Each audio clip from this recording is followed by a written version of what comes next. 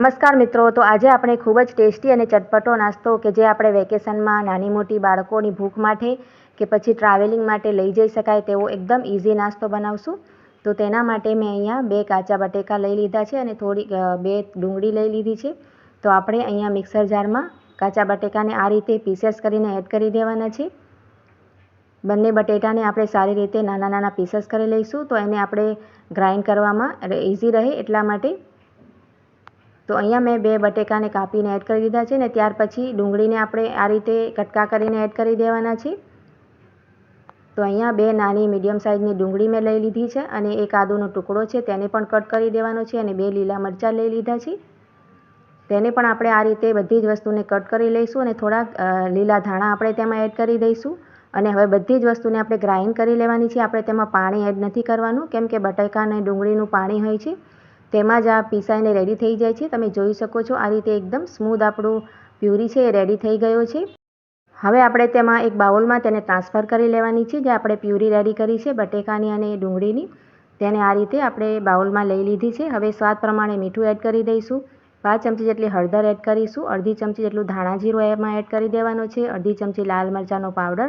બાળકો માટે બનાવતા હો તો મિરચી એડ કરી તમે એડજસ્ટ કરી શકો છો. અડધી ચમચી ચાટ મસાલો, અડધી ચમચી જેટલો કાળા મરીનો પાવડર અને અડધી ચમચી જેટલો અહીંયા મેં જીરું એડ કરી દીધું છે. અડધી ચમચી ગરમ મસાલો એડ કરવાનો છે અને 5 ચમચી જેટલા અજમાને આ રીતે આપણે હાથમાં ક્રશ કરીને એડ કરીશું. તેનાથી નાસ્તો ખૂબ જ ટેસ્ટી બનશે. 1 ચમચી જેટલા સફેદ તલ આપણે એડ કરી દેવાના છે અને હવે બધી જ વસ્તુને સારી રીતે આપણે મિક્સ કરી લેવાની છે. આ મસાલામાં તમે કોઈ મસાલો ના પસંદ કરતા હો તો તેને સ્કીપ કરી શકો છો અને તમારી પસંદનો મસાલો પણ કોઈ એડ કરી શકો છો. સારી રીતે તેને મિક્સ કરી લેવાનો છે આપણે. અને ત્યાર પછી અહીંયા મેં 1 કપ જેટલો ઘઉંનો લોટ લઈ લીધો છે, જેનાથી આપણે રોટલી બનાવીએ છીએ ઘરમાં તે જ નોર્મલી આપણે ઘઉંનો લોટ લઈ લેવાનો છે અને 1 કપ આપણે એમાં લોટ એડ કરી દીધો છે.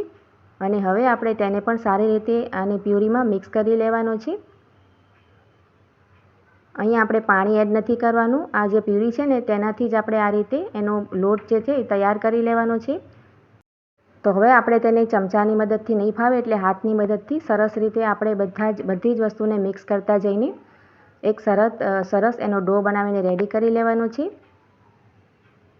જેમ આપણે પૂરીનો કે પછી રોટલીનો આપણે ડો રેડી કરીએ છીએ ને એ જ રીતે આપણે તેનો જે ડો છે એ રેડી કરવાનો છે. આ રીતે તમે જોઈ શકો છો એ જ રીતે. અને ત્યાર પછી આ રીતે રેડી થઈ ગયા પછી આપણે તેને એક પ્લેટમાં લઈ લેવાનો છે અને તેમાં આપણે ઝીણા સમાયેલા ધાણા નથી નાખ્યા એટલે તે પણ એડ કરી દઈશું.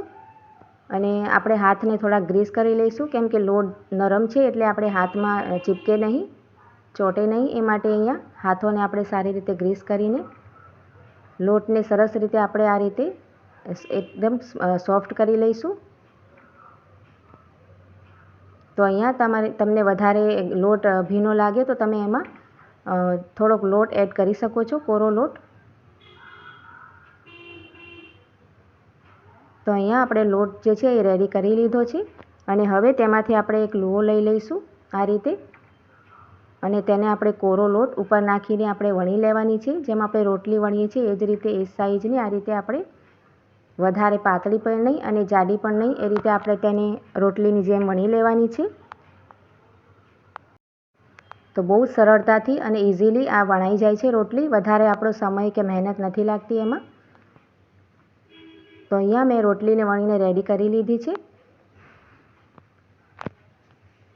અને હવે આપણે ત્યાર પછી એક ગ્લાસ અહીંયા લઈ લઈશું. ગ્લાસ કે વાટકી તમે જે પણ તમને ફાવે એ લઈ શકો છો.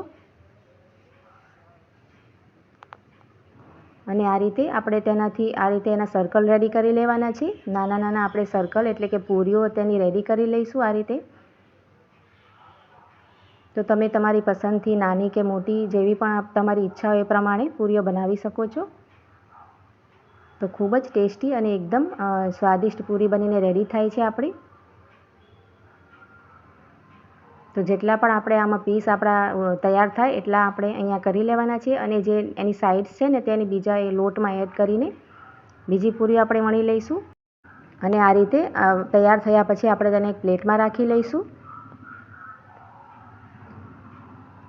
અને અહીંયા બીજી રોટલી પણ મેં વણી લીધી છે અને હવે આપણે તેના પણ આ રીતે જ સેમ પ્રોસેસથી સર્કલ રેડી કરી લીધા છે અને આ જ રીતે આપણે તમે જોઈ શકો છો આપણો નાસ્તો રેડી થઈ ગયો છે. અને હવે આપણે આ જે ડો છે તેનાથી આપણે બીજી શેપમાં પણ આ નાસ્તો બનાવશું. તો તેના માટે પણ આપણે આ રીતે એક લુઓ લઈને રોટલી બનાવીને મોટી રેડી કરી લઈશું. વધારે પાતળી પણ નહીં અને જાડી પણ નહીં, આ રીતે. અને પછી તેને આ રીતે કટ કરી લઈશું નાઈફની મદદથી. તો તમે આ રીતે પણ નાસ્તો બનાવી શકો છો, એકદમ ઇઝીલી બની જાય છે. આ રીતે આપણે એક સ્ક્વેર ચારે બાજુથી કટ કરીને રેડી કરી લઈશું. અને પછી તેના નાના નાના આપણે જેમ શક્કરપારા બનાવીએ છીએ ને એ રીતે આપણે તેને કટ કરી લેવાનું છે.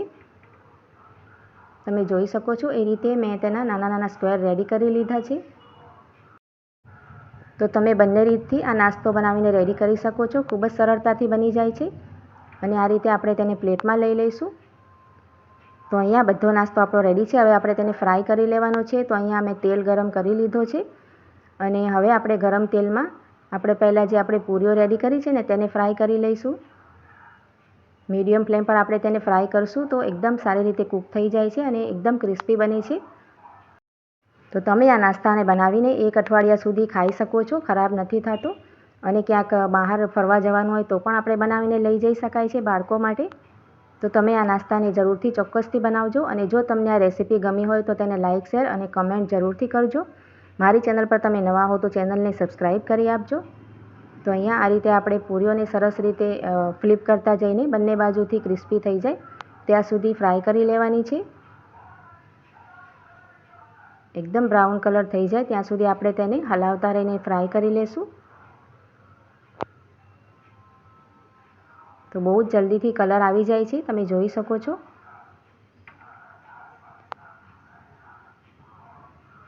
તો બાળકોને આ નાસ્તો ખૂબ જ ટેસ્ટી લાગે છે અને બહુ જ ભાવે છે.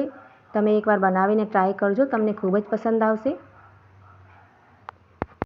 તો અહીંયા આપણી પૂરીઓ એકદમ ક્રિસ્પી બનીને રેડી થઈ ગઈ છે. કલર પણ સરસ આવી ગયો છે એટલે આપણે તેને એક પ્લેટમાં લઈ લઈશું. અને બીજો જે આપણે નાસ્તો રેડી કર્યો છે બીજા શેપમાં તેને પણ આ રીતે ગરમ તેલમાં નાખીને ફ્રાય કરી લેવાનો છે. તેને પણ આપણે મીડિયમ ફ્લેમ પર સરસ ક્રિસ્પી થઈ જાય અને સારો કલર આવી જાય ત્યાં સુધી આપણે બંને બાજુથી ફ્લિપ કરતા જઈશું અને ફ્રાય કરતા જઈશું. તો આપણે તમે જોઈ શકો છો એક જ વારમાં એટલો બધો નાસ્તો બનાવીને અને ફ્રાય કરી શકાય છે. તો તમે કોમેન્ટમાં જઈને જરૂરથી બતાવજો કે તમને મારી રેસીપી બધી કેવી લાગે છે.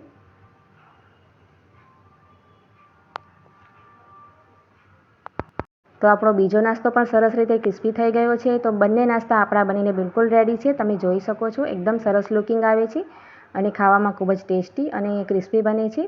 તો તમે આ રેસીપી ટ્રાય કરજો અને બતાવજો કે તમને રેસીપી પસંદ આવી કે નહીં. તો ચાલો મળીએ નવા વિડીયોમાં.